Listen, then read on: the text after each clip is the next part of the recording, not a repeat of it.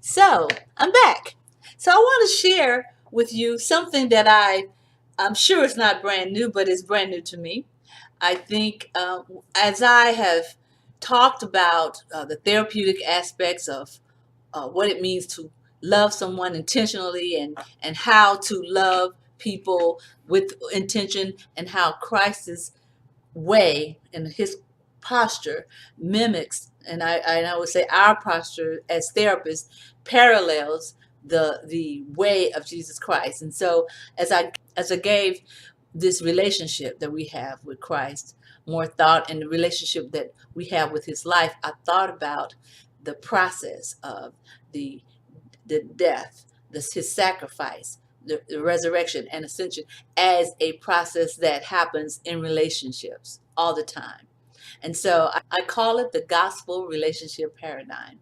And what it is I take the sacrifice of Christ, the death, the burial, the sacrifice, the death, the resurrection, and the ascension of Christ, and I use those ideas as a model for what happens in relationships. So sacrifice is to just give in, surrender, suspend what you think you believe and know.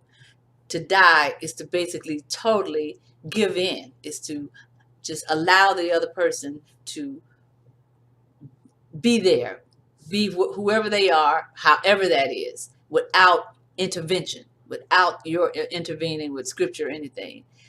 Resurrection, though, is when the person, of course, acknowledges that you have intentionally loved them. You have behaved in a way that totally threw them off. They were not expecting it, and they want to know how in the world you could do it. And then ascension is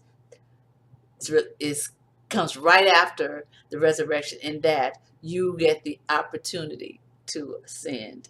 You get the opportunity to share with them your testimony, because that is the most compelling story you can tell someone who is interested in knowing about the truth, the faith, the hope that lies in you. So now, the gospel relationship paradigm is just another model. I also call it the Jesus model. It's another model for how we can think about how we can be in relationships where we intentionally love someone and they know that they're being loved because of our sacrifice. Until next time, stay tuned for stay tuned for the first part of the gospel relationship paradigm, and that is sacrifice.